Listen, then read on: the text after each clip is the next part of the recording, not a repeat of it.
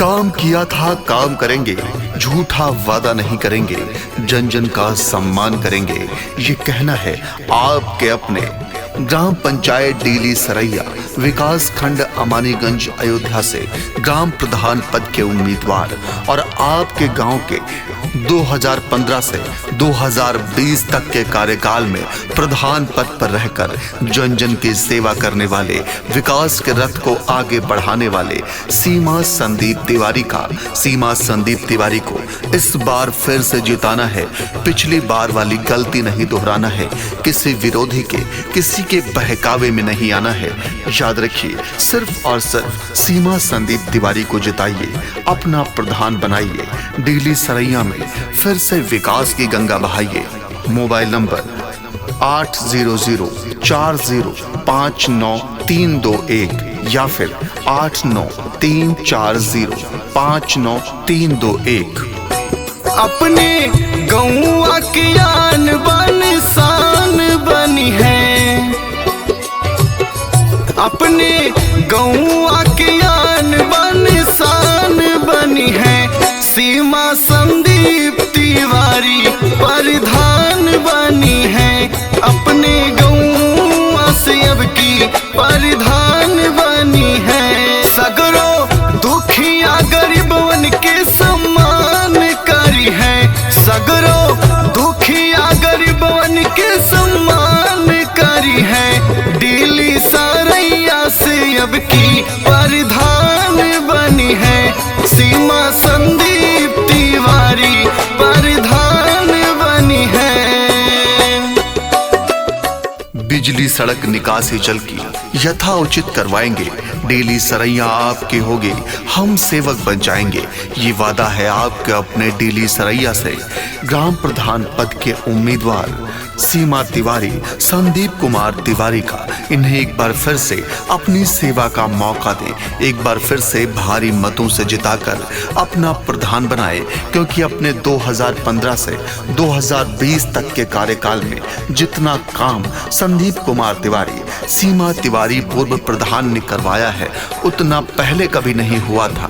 लेकिन इस विकास के रथ को अगर और आगे बढ़ाना है तो सिर्फ और सिर्फ सीमा संदीप तिवारी को अपना प्रधान बनाना है, भारी मतों से जिताना है। दुखिया गरीबवन के सपना पुरई है, दुखिया गरीबवन के सपना पुरई है, दुखिया गरीबवन के सपना पुरई है। सरकारी सुविधा के लाभ सब देवई है, चाचा चाची मिल के जब सब मतदान करी है, चाचा चाची मिल के जब सब मतदान करी है। सीमा संदीप तिवारी प्रधान बनी है, अपने गौवा से अब की प्रधान बनी है।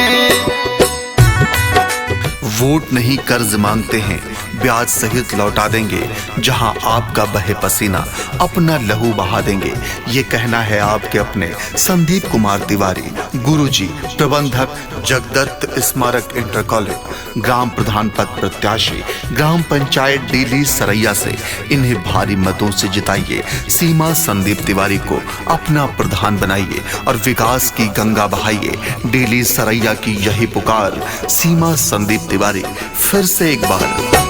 गली गली बिजली पानी सड़क बनवाएंगे, गली गली बिजली पानी सड़क बनवाएंगे, गली गली बिजली पानी सड़क बनवाएंगे।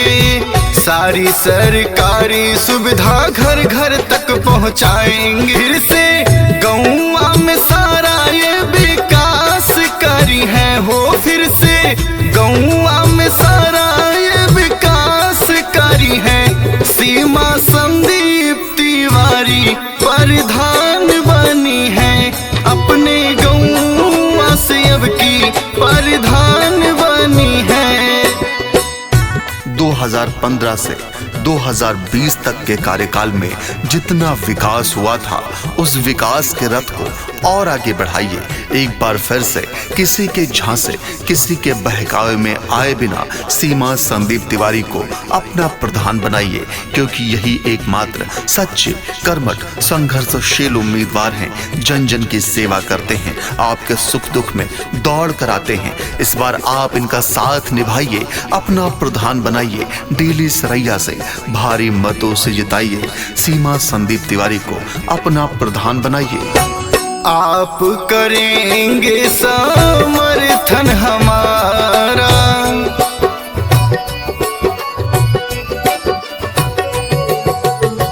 आप करेंगे समर्थन हमारा, हम लेके आएंगे परिवर्तन दोबारा। डेली सरैया के सब काम करी हैं अपने, डेली सरैया के सब काम करी हैं। सीमा संदीप तिवारी प्रधान बनी है, अपने गौवा से अब की प्रधान